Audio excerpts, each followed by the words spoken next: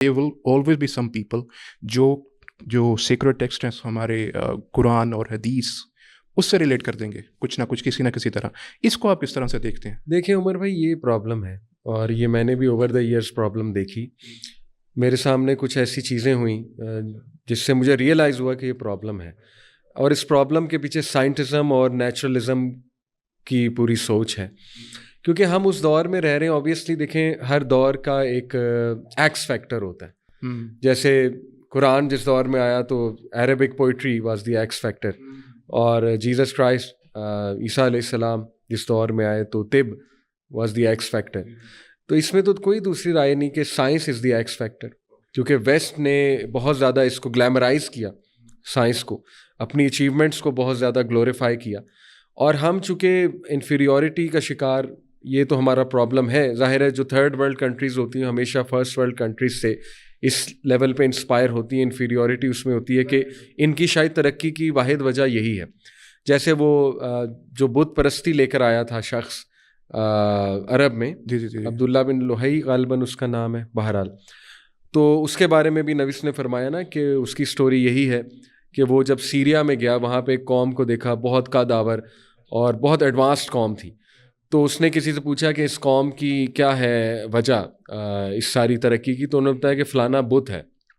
تو وہ بجائے کہ کچھ وہ چیزیں سیکھنے کے جس کی وجہ سے ان کی جینون کچھ گروتھ تھی یا ترقی تھی، وہ اس بت کو لے آیا اور اس بت کی ورشپ اس نے پھر عرب لینڈ میں بھی شروع کروائی. تو ہمارا بھی یہی مسئلہ ہے کہ ہم وہ اصل شاید فلاسفی کو نہیں پکڑ رہے. ہم بھی مے بی ان چیزوں کو پکڑ رہے ہیں، سوڈو سائنس کو پکڑ رہے ہیں، یا اس ٹرینڈ کو پکڑ رہے ہیں کہ یار دیکھو ان کی ماڈرن سائنس نے تو مذہب کی دھجیاں اڑا دیں، یا ان کی ماڈرن سائنس نے تو مذہب کو ہی چیلنج کر دیا. تو شاید اس اپولوجیٹک اپروچ میں ہم پہلے سے ہی قرآن سے اور آپ سمجھ رہے ہیں ریلیجن سے ریلیٹ کر رہے ہیں کہ نہیں دیکھو ہمارا تو ریلیجن پہلے ہی سائنٹیفک ہے، پہلے ہی سائنس کے اوپر کھڑا ہوا ہے. شاید اس کے پیچھے تھوڑا سا یہ ہو سکتا ہے کہ انسیکیورٹی ہو سکتی ہے. لیکن اس کا نقصان میں نے دیکھا عمر بھائی کہ اب ہمارے جو پڑھا لکھا طبقہ نا، اس کی ساری سوچ اور اس کا کرائٹیریا ہی یہ بن چکا ہے کہ دیکھیں جو چیز نیچرل فینومینا کے مطابق ثابت ہو جائے گی یا وہ جو سائنٹیفک میتھڈ کے مطابق ثابت ہو رہی ہے، تو بس وہی چیز جو ہے فیسینیٹنگ ہے، یا وہی چیز پر میرا ایمان ہوگا. ٹھیک ہے. اور یہ آ گیا یہ رویہ، ٹرسٹ می. ابھی میں ایک جگہ بلکہ لیکچر دے رہا تھا قرآن کے فضائل کے اوپر، تو بڑا وہ ٹریڈیشنل سا لیکچر تھا کیونکہ موضوع یہ تھا قرآن کے فضائل. اس میں نے سورج کے فضائل بتانے تھے. ایک جگہ قرآن سرمنی تھی وہاں پہ. تو ایک انکل مجھے بعد میں ملے، وہ کافی پڑھے لکھے تھے ماشاءاللہ، پروفیسر لیول کے تھے آئی تھنک. تو انہوں نے مجھے کہا کہ علی صاحب آپ نے بلیک ہولز کی نہیں بات کی، آپ نے جو ہے نا وہ سائنٹیفک فینومینا کی قرآن سے نہیں بات کی. میں نے کہا دیکھیں پہلی بات، ہر محفل کی ایک وہ ہوتی ہے ریکوائرمنٹ ہوتی ہے، اور آڈینس بھی ظاہر ہے وہ ہیں. لیکن انہوں نے بڑا برا ریئیکٹ کیا اس پہ. انہوں نے کہا کہ نہیں یہ آپ کو چاہیے تھا آپ بتاتے، اور یہی ہماری بیکورڈنیس کی وجہ ہے. تو پھر میں نے کافی ان میں نا انفارچونیٹلی تھوڑا سا ایک اس کو کہہ لیں ریئیکشن دیکھا، نیگیٹیوٹی دیکھی ٹریڈیشنلزم کو لے کر، ہماری جو آرتھوڈاکسی ہے اس کو لے کر.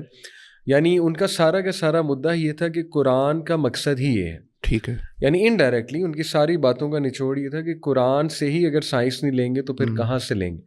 تو بہرحال یہ there is a very thin line, you get my point, کہ یہ بندہ ایزیلی ڈسیو ہو سکتا ہے. اور پھر بندہ دیکھے نا پھر میریکلس کو بھی، اب جیسے ابراہیم علیہ السلام کی آگ ٹھنڈی ہو گئی، اس کو بھی پھر کوانٹم میکینکس کے تھرو اور اسٹیٹ آف پلازما کے تھرو ثابت کرنے کی کوشش کرتا ہے. پھر what exactly is a miracle.